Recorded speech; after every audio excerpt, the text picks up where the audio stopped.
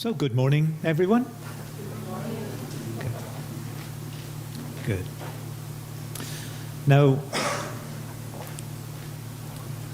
we've been going through the fruit of the Spirit. This morning we are on number 7. Anyone know what number 7 is?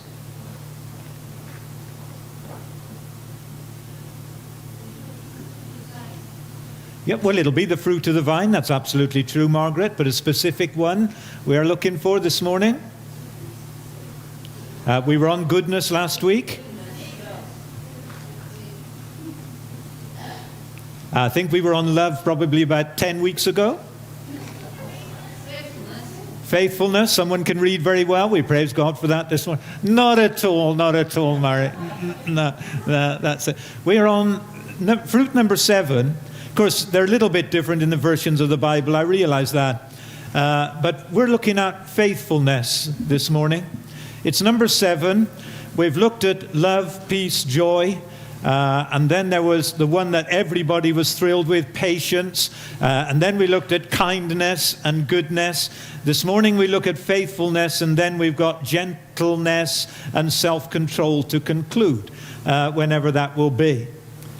Do you know, they actually split just, I don't know what you think of this, but it seemed to me that they kind of split into 3 triplets. Love, joy, and peace speak about the condition of my soul. David said, "Soul, what's the matter with you this morning? You're not feeling too well. You're down in the dumps."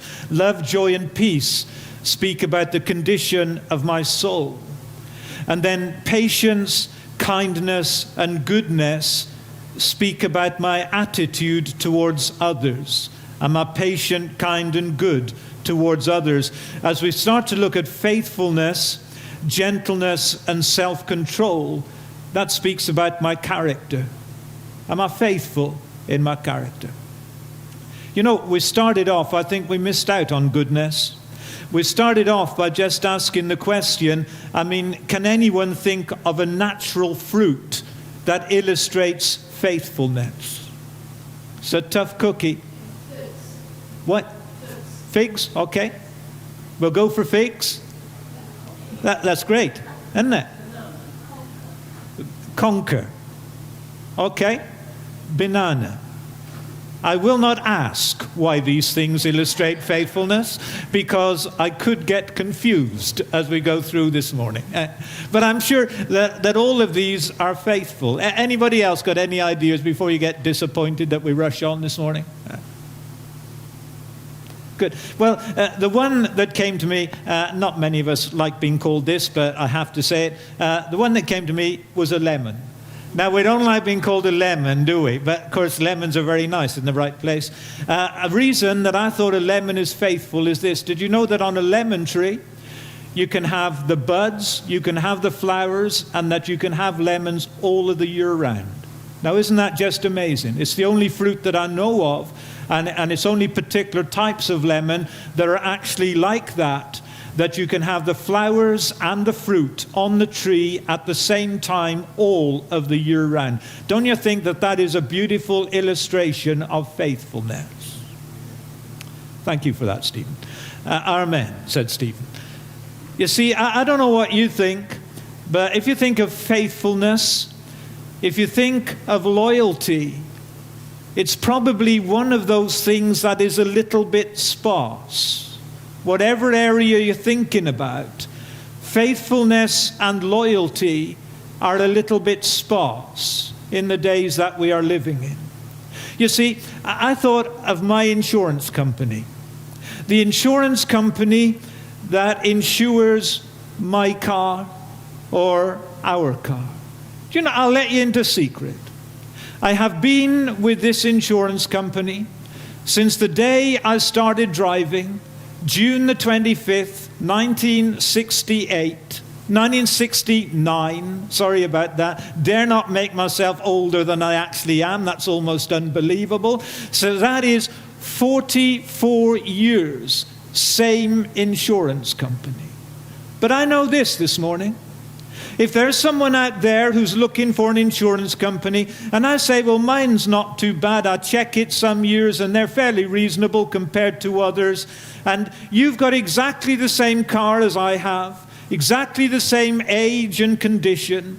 We live on the same street. We are the same age, and our driving license is in the same condition. I know this. You will get the insurance cheaper than I do. Now, I'm thinking to myself, I've been with these characters for 44 years. Surely I should get it cheaper if there's any loyalty. No, the new customer gets it cheaper. Is that faithfulness? No, it is not faithfulness. Do you know what? I'll tell you more. Because I can see you're interested this morning in my insurance company. I'll tell you more, right? Because our first house we bought in 1975, right? So how long ago is that? Kind of 38 years ago. The building's insurance is with the same company. The building's contents insurance is with the same company. So in 2010, when we came to move to Inverness, and you swap in all your addresses and all this stuff is going on, added up, we have now been with this insurance company for a total of 111 years, if you calculate the 3 insurances. 111 years of pouring money into their coffers. I say to them, we are moving, we are changing address, right, Mr. Williams? And they do the car one, that's fine. And they do the building's insurance, that's fine. And it comes to the building contents, and they say, Mr. Williams, on our particulars, we have down that you are a church minister. That is correct, I say to them. Well, Mr. Williams, we can't insure you. And I'm thinking, 111 years of pouring money into their coffers, where is their loyalty? I say, why can't you not insure me any longer? Well, Mr. Williams, you obviously run an open house because you're a church minister. You could be having addicts in there. You could be having thieves in there. And you're out of our risk boundaries. Now, how amazing. And I'm thinking, 111 years. I thank God this morning that we are not talking about your faithfulness or my faithfulness. We are not talking about the faithfulness or loyalty of an insurance company. We are talking about God's faithfulness. Are you glad about that today? Because I'm glad about that today. We are talking because it's a fruit of the Spirit. So it's not to do with you. It's not to do with me. We are talking about God's faithfulness. And most of the time this morning, I'm going to be talking about God's faithfulness in 4 particular areas. His faithfulness to Adam, His faithfulness to Israel, His faithfulness to the church, and praise God, His faithfulness to me. Is there anyone who's got a testimony out there that is like mine? And this was going to be the last one, but I can't keep it till the end. Is there anyone who is out there who is like me, who has got a testimony of the fact that God has been faithful to me throughout the years of my life, and I thank Him for it this morning. In the ways when I don't understand, in the ways when I have been unfaithful, when my back has been against the wall, when money's been non-existent, I want to tell you this morning, I serve a faithful God who has turned up on every occasion. This morning we talk about His faithfulness to Adam. All those years ago, do you know, I cannot get over Adam. When I see Adam, I've got a few questions to ask Adam. Am I the only one in church this morning? As I just want to face him with a few questions. As God has provided him with a place of perfection, with a place of purity, and with a place of plenty. I would love to have been a gardener in the Garden of Eden, and I actually hate gardening with every venom that's within me. But I would have loved to have gardened in the Garden of Eden. No watering, that just mist rose up every night and every morning. No watering, rivers flowing through the garden. How wonderful. No weeding, because they didn't come until sin came along. No nettles, no docks, no bearbine. Nothing of that tribe. Didn't need any pruning. As a gardener, all Adam had to do was lie in his hammock and watch it grow. Now, I could have coped with that sort of gardening. And God has put him into this place of perfection. He's put him into a place of purity where Adam and Eve weren't concerned about the fact that they'd got no clothes on, no embarrassment, no shame, a place of purity. And God has put him into a place of plenty. Now, get your head around this. Adam, what was wrong with you, man? God has put you into a garden where there would have been hundreds of trees. Just imagine this. One tree and its fruit would have fed Adam for 12 months. And he's got hundreds to choose from. And God just says, you don't have all that lot, Adam, but just don't eat of that tree there. What does Adam do? He eats of the tree that God has said don't do it. Now, can you get your head around that? When he's got hundreds to choose from, and he takes the one that he shouldn't, and Adam is unfaithful to God. I want to tell you something. God was faithful to Adam. And even when he's put out of the garden, God still provides for him. The fruit was still growing on the trees. We know that because Cain, later when he came to give his offering, brought the fruit that had been growing on the trees. So God was still faithful. The sun was still shining, otherwise the fruit wouldn't have grown. The rivers were still flowing, otherwise they wouldn't have been watered. And God was still faithful to him. Even in their impurity and their embarrassment now about nakedness, God is still faithful and provides clothes for Adam. And whatever else Adam might have had to say, Adam would have had to acknowledge this: I serve a God who is faithful. Do you know something? That was 6,000 years ago. God is still faithful today. I think that's incredible. Do you know something? Did you believe this? God's been faithful to Israel. When you think of the promises that God gave to the nation of Israel through Abraham, I am going to bless you, I'm going to make you a great nation. I will bless those that bless you, and I will curse those that curse you. And two, I'm going to bless the nations of the world through you. And yet the Old Testament is a history of the unfaithfulness of the nation of Israel.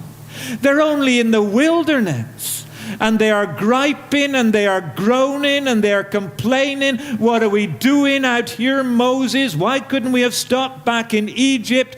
And it is a story of their unfaithfulness. How many times in the scripture does God use these terms? And he says to the nation, you have committed adultery. You have wandered away from me. You have gone after other gods. You have worshipped at the Ashtoreth pole. You have worshipped at the Baals. And the story of Israel's history is the story of unfaithfulness. And even when God sends his Messiah, and he brings the Christ, and he fulfills the prophecies, the nation of Israel rejects him and sees him crucified on that old rugged cross. And even in the recent history, Israel's unfaithfulness, and yet remarkably this morning, we can talk about the faithfulness of eternal God to his chosen people. And there are those in Christian circles today who will make this declaration that God has finished with Israel. The church has taken the place of Israel. We are here to say this morning, to say that is a blight on the character of God, because this God is a faithful God, and whatever his people are doing, he has made promises, he has declared promises and prophecies, and because he is faithful, he will do that which he has declared. And we see the faithfulness of God to the nation of Israel. We were talking about it in the little Bible study, not on Thursday night, but 2 weeks last Thursday night, when we were talking about the fulfillment of prophecy. And despite what Israel has been, some of the things that are still in my mind, God prophesied through the prophet Isaiah. And he said, one day the nation of Israel will provide fruit for the world. And from that barren wasteland, today fruit from Israel is going all over the world. Why is that? Because they are great gardeners? Because they are great fruitiers, or whatever the word is? No, it is because of the faithfulness of God to the promises that he made. Promises that he has made to Israel, even concerning the Messiah, where he says in Zechariah, they will see the one that they have pierced. And a day is coming when the eyes of Israelite people will be opened, and they will see the Christ for all that he is, crucified, dead, buried, risen, and ascended, glorified Lord. And even in the day that we are living in, God being faithful to his people, and in Israel today, and wherever, whatever nations Israelite people are in, God is saving Israelite people. Why we call them Messianic Jews? Why is that? Because they deserve it? No. Why is that? Because they've earned it? No. Why is it? Because they serve a God who is faithful to the nth degree. And promises and prophecies that he made 4,000 years ago have come to pass in our day and age. And he says through the prophet Ezekiel, he says through the prophet Isaiah, I will scatter you, but I will regather you. And in 1948, they get a new nation. Why? Because they serve a faithful God. And this morning, folks, if nothing else, and there's a whole load of other things, I just want to tell you this: we have got a God who is faithful in every way. I can do that because you should have heard Stephen when we were told. Do you know what? Stephen was practicing there, and Margaret said this: is there something wrong with him? That's great. That's great. You hit the nail on the head again, Margaret. That was great. And God was faithful to get back on track. God was faithful to Adam. And God has been faithful to Israel. Not only has he been faithful up to this present day, we know this, that because of his eternal character, God will continue to be faithful to Israel throughout the rest of their days. And they will have whatever the nations of the world have to say, and whatever the Arabic countries have to say. Israel will have the land that God promised to Abraham 4,000 years ago. Why is that? Because he is a faithful God, and he will do it. And God is faithful to the church. Have you ever thought that God is faithful to the church? When I tell you that God's faithful to the church, do you know how I know that God's faithful to the church? I'll tell you. God birthed the church on the day of Pentecost. You know that, don't you? Man, it was a great birthday. Began it with 3,000 souls. That was a bit of a cracker, wasn't it? I wonder what they got for the second birthday. That must have been awesome as well. And he birthed the church AD 33, AD 34. Do you know that 60 years later, it had all gone wrong? God has to write to the 7 churches in Revelation. He's saying to them, look, and different things to different churches. You have lost your first love. They were lacking in their faithfulness to the Almighty. You've allowed that Jezebel woman to do what she will and all the rest of it. They were losing. And to other churches, they thought they were rich, but they were poor. And what had been birthed only 60 years before was now a little bit in tatters. And you look at the history of the church over the last 2,000 years, with all its splits, with all its schisms, with all its heresies, with all its arguments, with all this, that, and the next thing. How amazing it is that statistics tell us that today, on average, an average figure, that today across the nations of the world, 80,000 people will give their lives to Jesus Christ. Why is that, folks? That's because of the faithfulness of God. That's because of the faithfulness of one who declared 2,000 years ago, I will build my church, and the gates of hell will not prevail against it. And it is a church that does not deserve the blessing of God. It is a church that is broken and fragmented, but it is growing across the nations of the world because we serve a faithful God who declared it. See, did you know this morning? I'm sure you did. That when Jesus died on the cross, he died for individuals. Did you know this morning that Jesus died for you, whoever you might be? He rose again for you to give you the hope of eternal life. But let me say, he did not only die for individuals, Jesus died for the church. We read that in Ephesians chapter 5. He died for the church.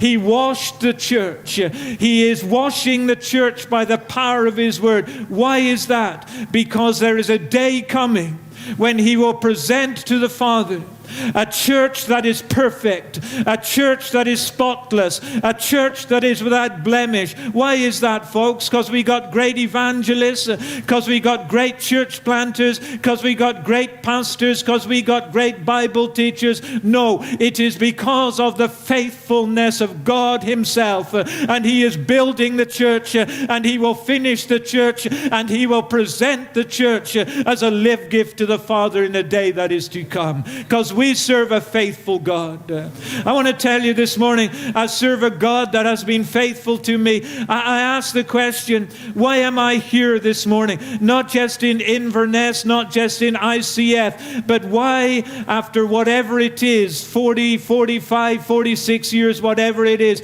of walking with Jesus Christ, why am I here this morning? I'll give you one reason, and one reason alone. I am here because of the faithfulness of God, who has kept me in the hollow of His hand, who has led me, who has guided me, and despite my unfaithfulness, He has been faithful to me. Is that your testimony this morning?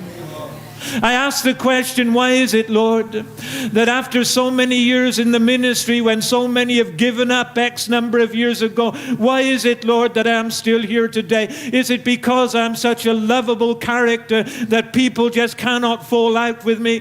Is it, Lord, that I'm so brilliant people just cannot put me to one side? Is it, Lord, because I've got the wisdom to answer every question? I realize, Lord, that's just part of it. The main reason, Lord, is that you are a faithful God. Actually, the whole reason, Lord, is that you are a faithful God and you are keeping me. What a thought this morning. Do you know something? I've got hope this morning. I've got a hope in my heart this morning for one reason. I serve a faithful God. And the text this morning on the front of the on the ICF news from Lamentations chapter 3. I tell you, if you're ever as high as a kite and you can't get to sleep, read the book of Lamentations.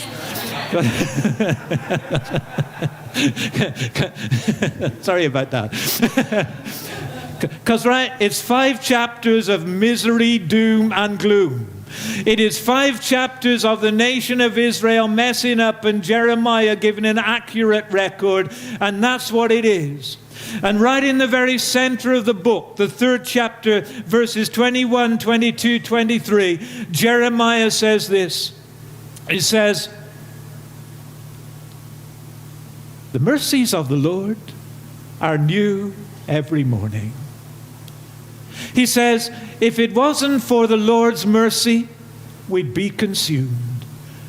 Great is thy faithfulness.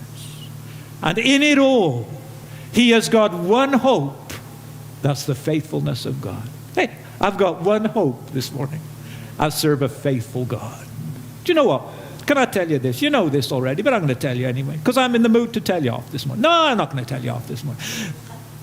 Do you know the greatest place that reveals God's faithfulness? The cross of Jesus Christ.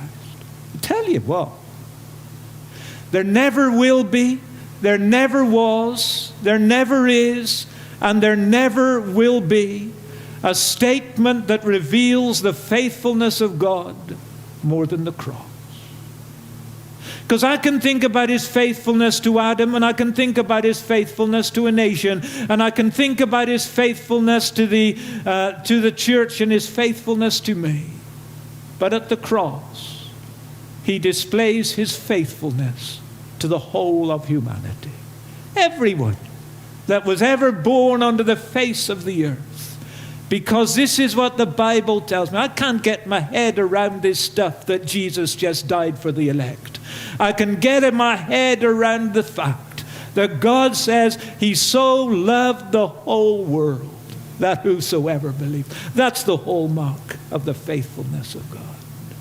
And He just comes to us and He says, boys and girls, because we're His children, boys and girls, I'd like you to produce the fruit of faithfulness. And if you thought patience was a toughie, you think about what God is asking of you and I. To be faithful even when everyone else turns against us. I'm only going to give you one illustration on this, because I need God's help, and so do you. I'm going to tell you, because Annie started this off talking about her funeral at the beginning of the service, right? Do you know, the first funeral I ever took, February 1992. He was an old gent. He was about 85, probably. He had a great name. Well, his surname was great anyway. He was a Williams. His name was Charlie Williams. Charlie wasn't too bad, but his surname just was the icing on the cake. We understand that. See, I never remember Charlie preaching. I never actually remember him doing a thing at the front. I never even remember him giving a notice. In my memory, I cannot even remember him praying publicly. But what spoke into the village where he lived was his faithfulness. They said this to me on the day of his funeral. They said, "We watched him on a Sunday." You know that people are watching you. They said, "We watched him on a Sunday." They said, "We could set our watches by him. 10:25 on a Sunday morning, preparing to go to the 11 o'clock service. 5 to 6 on a Sunday evening, preparing to go to the 6:30 service." They said, "We could set our watches by him." Was he religious? Was he legalistic? No. He was just being faithful to the house of God. Just being faithful to the God that he served. And that's what spoke into the village community. And they told me this about him, I remember it. They told me this. Charlie used to work on the road. He was a roadman.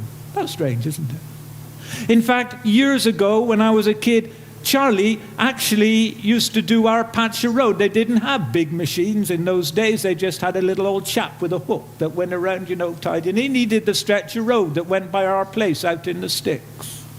Do you know something? When Charlie had finished, you could have played bowls on it. Do you know why? Because he was faithful to his employer. Yeah. One day they told me about Charlie, that it was coming towards the end of the day and the church clock struck 5 o'clock. And the man that he was working with put his tools down and prepared to go home. Charlie kept on working. The other man said to him, "Charlie, why are you still working?" Well, he said, "It's like this. The church clock is always 3 minutes fast." And he kept working. Why is that? Faithfulness to his employer. Because his employer was paying him till 5 o'clock. He said, "I work till 5 o'clock. I can hear the words. About 5 or 6 days before that funeral, I could hear the words of the Almighty. "Well done, thou good and faithful servant." What an incredible benediction across a man's life. And Lord, I just pray today that when faithfulness seems a little bit sparse and loyalty isn't to be found too much, oh God, will you help us just to be a faithful people to you, to your word, to our employers, to the whosoever, that we might demonstrate a fruit of faithfulness that will speak into the world in which we are living today. Amen. We were going to sing a little song, but I think time has gone, Chris, so that's okay.